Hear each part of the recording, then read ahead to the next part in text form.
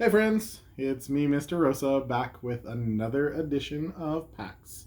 We are on Chapter 6. We've had some awesome things happen in the story so far. So far, I know that Pax got left by the side of the road. He met some new fox friends in the last chapter. When we last left Peter, he was laying underneath a dugout on the bottom of a bench, and we were all wondering if he was going to fall asleep. So, I think since it's been flip flopping, one story has been about Pax, the next chapter will be about Peter. The last chapter that we read was about Pax, so this chapter is going to be about probably Peter. Let's see if we are right. Oh, yes, we are. Peter recognized the sounds before he was fully awake. The footfalls of a herd just released kids. Their hoots, the thumping of their eager fists into gloves. He scrambled out from underneath the bench and grabbed his stuff. Too late. 20 boys and their coach were streaming down the hill. Up at the parking lot, a bunch of adults were overseeing the dismissal, and some of them wore uniforms. His best option was to join the dozen or so kids who were already scattered over the bleachers, heads bent together in clusters of 2 and 3, and blend in when they left. Oh, take a look. There's one of those beautiful John Clausen illustrations. Peter climbed the bleachers to the top row and dropped his pack. A kid watching a baseball practice. Nothing could be more normal. Yet, his heart skidded. Below, the coach started lobbing fungos into the field. The players were mostly the usual guys you'd expect to see on a ball field. All muscle and shout. Peter found the one he wanted to watch. A small kid with a straw-colored crew cut and a bleached-out red t-shirt, playing shortstop. While the rest of the players scrambled around like puppies, this kid was a statue. Hands poised, waist high, eyes glued to the coach's bat. The instant the wood smacked cowhide, he sprang. Somehow, he managed to reach every ball that came anywhere near his territory, even though he was so short that he looked like someone's tag-along kid brother. Peter knew he himself wasn't the kind of kid you'd expect to find on the ball field either. He was even less at home in the dugout with all the shoulder punching and trash talking. But a baseball field was the only place where he was exactly where he was born to be. The feeling that brought Peter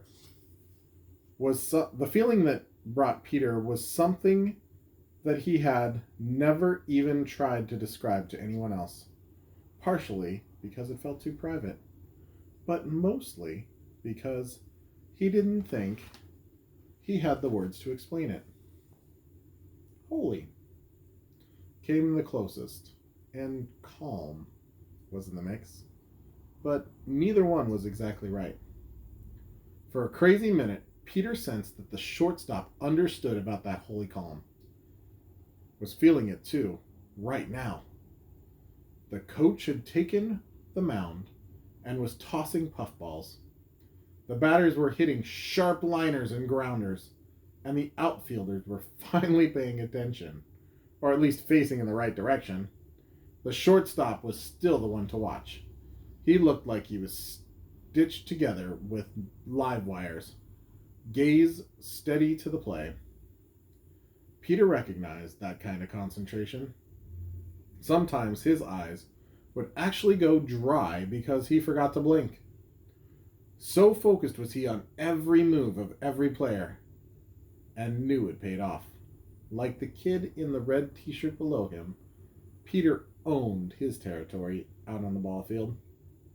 He loved that territory right down to the cut grass, dry dust smell of it. But what he loved more was the fence behind it. The fence that told him exactly what his responsibility and what it wasn't. A ball fell inside that fence, he'd better field it. A ball soared over it, and it wasn't his to worry about anymore. Nice and clear. Peter often wished that responsibility had such bright, tall fences around it off the ball field, too. When Peter's mother had died, he'd gone for a while to a therapist. At 7 years old, he hadn't wanted to talk. Or maybe he just hadn't known how to shrink that kind of loss into words. The therapist, a kind-eyed woman with a long silver braid, said that was okay. That was perfectly okay. And for the whole session, Peter would pull out little cars and trucks from a toy box. There must have been 100 of them in there.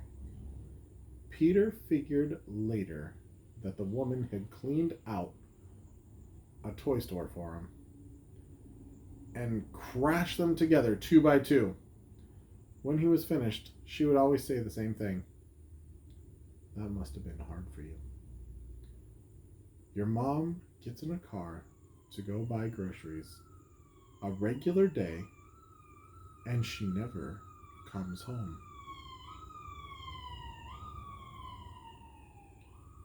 Peter never answered, but he remembered a sense of rightness about those words, and about the whole hour, as if he was finally where he should be, and there was nothing else he should be doing except crashing those little cars and hearing that it must have been hard for him, until one day the therapist said something else.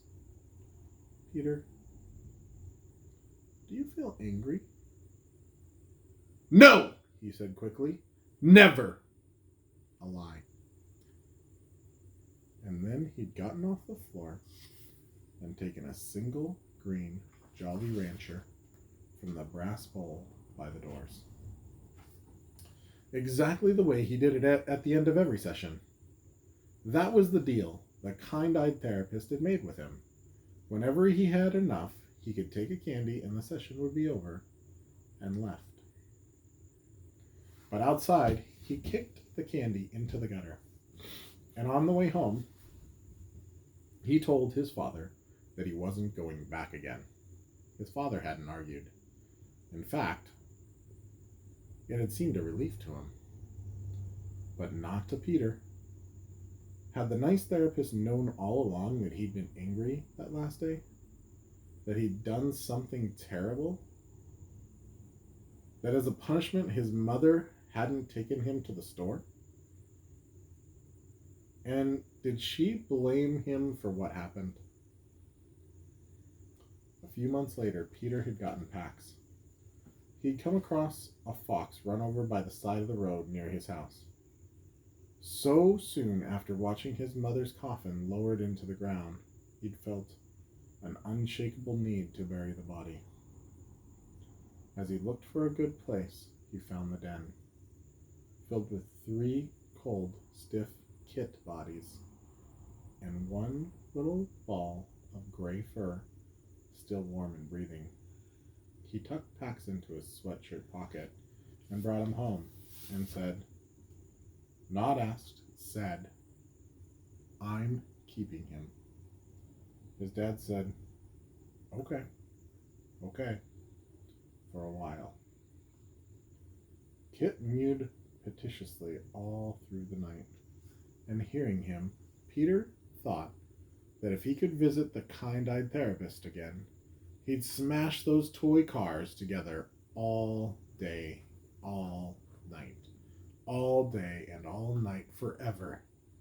Not because he was angry, just to make everyone else see. Thinking about Pax made the old anxiety snake tighten around Peter's chest. He needed to get moving again and make up some time. The practice was breaking up now, boys loping in from the field, shredding equipment as they steamed past the dugout. As soon as the field was clear, he dropped from the bleachers, pulled his backpack down, and hitched it over his shoulders. Just as he set out along the diamond, though, he saw the shortstop. Peter hesitated. He should take off, try to blend in with the stragglers leaving the school grounds. But the rest of the team had left this kid to bag up the equipment and walk back alone. Peter knew how that felt. He picked up a couple of balls and handed them over. "Hey!" The boy took the balls with a cautious smile. "Hey?" "Nice play, that last liner. That ball had hair." The boy looked away and scuffed at the dirt, but Peter could see he was pleased.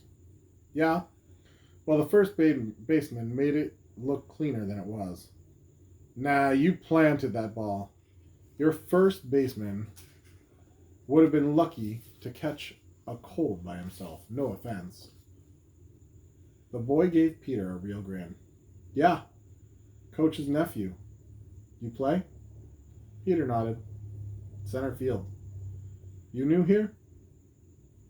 "Oh, I don't live here." Peter nodded his head vaguely south. "Hampton?" "Yeah, Hampton, right?" The boy's face closed. "Scouting before Saturday's game, jerk." He spat and walked to the dugout. As he left the school grounds, Peter congratulated himself on his quick thinking.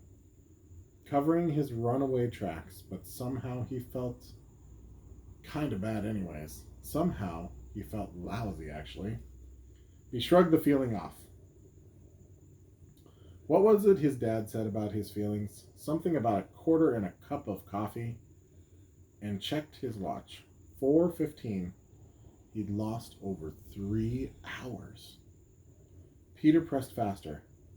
But when he came to the town square again, he crossed to the opposite side of the hardware store and forced himself to walk at an even pace past a library, past a bus station, past a diner, then counted off 1,000 steps before he risked lifting his head.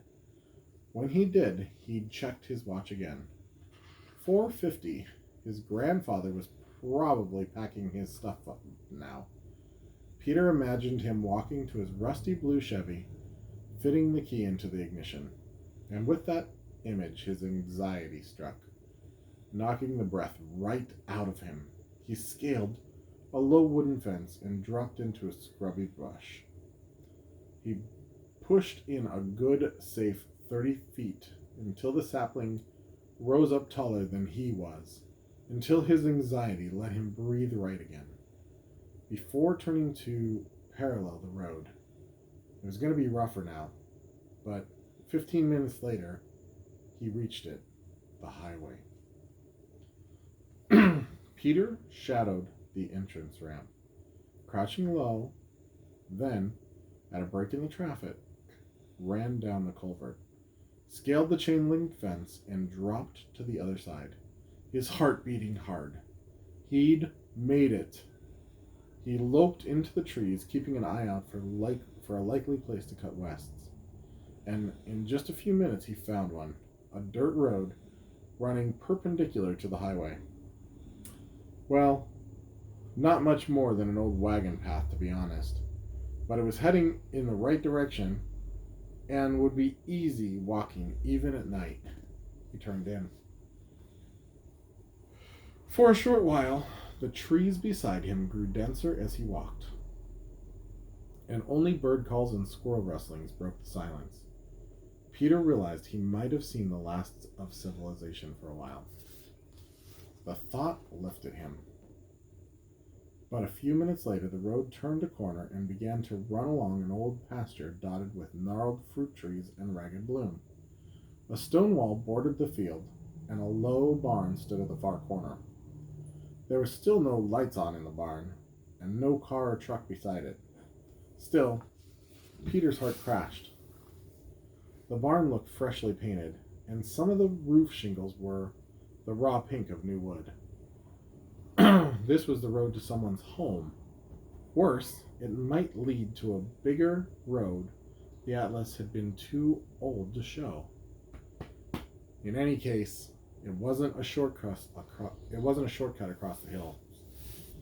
Peter dropped his pack and sank into a narrow jog in the stone wall, exhausted and starving. He tugged his boots off and peeled down his socks. 2 bad blisters throbbed on each heel. They were going to kill when they broke. Peter dug out his extra pair of socks from the bottom of the backpack and worked them on over the first pair. He rested his head back against some rough stone, still giving off a little warmth from the day's sun, which was now hovering just over the line of trees, bathing in the field a peach-colored glow. He pulled out the raisins and ate them one at a time, taking small sips of water in between. Then he opened 2 packets of string cheese and took 4 crackers from the sleeve. He ate as slowly as he could, watching the sun over the orchard, surprised to find that he could actually mark its sinking movement. How had he lived 12 years and never known about sunsets? Peter laced his boots just as he started to rise. He caught sight of a deer, which bounded into the orchard from the woods beyond. He held his breath as the orchard filled, 14 deer in all. They began to graze, and a few nibbled delicately at the low branches of the trees. Peter squatted back down, the closest one a doe, with a spindly spotted fawn beside her, turned her head to look directly at him. Peter raised his palm slowly, hoping to let her know that he meant no harm. The doe moved between Peter and her fawn, but after a while she dipped her head into the grass again. And then the clear twilight air was split by the screech of a saw biting through wood from behind the barn. The herd startled in unison and peeled away into the darkening woods, their white tails flashing. Before she bounded off, the doe sent another look straight at Peter, one that seemed to say, "You humans, you ruin everything." Peter took off, back at the highway. Half the cars had their headlights on now, and it seemed they were all trained directly on him. He ducked off the road. The ground there was spongy and smelled of peat. He was just debating about risking the flashlight when a foot sank with a splash. He grabbed an overhanging branch and pulled himself out, but it was too late. He could feel cold swamp water seeping into his boots. Peter cursed, not bringing more socks, another mistake. It had better be the last of the trip. And then, clambering back to high ground, he made another much worse mistake. His right foot caught on a root and he fell. He heard the bone break, a soft, muffled snap. The same time he felt a sharp stab. He sat panting with the stunning pain for a long moment. Finally, he pulled his foot free and unlaced his boot. Wincing at each motion, he eased down the wet socks, and what he saw made him gasp. His foot was swelling so fast that he could actually see it. Peter rolled his socks back up, nearly crying out of the pain it caused, then gritted his teeth to work his foot back into the boot before it could swell any more. He crawled to a tree and pulled himself upright. He tested his weight on his foot and nearly collapsed again. The pain was far worse than anything he'd felt before. It made the broken thumb feel like a mosquito in comparison. He couldn't walk. That is the end of chapter 6, my friends. I hope to see you next time as I read chapter 7. Here's my son Cash. He wanted to say hello. Hi. We'll talk to you next time. See ya.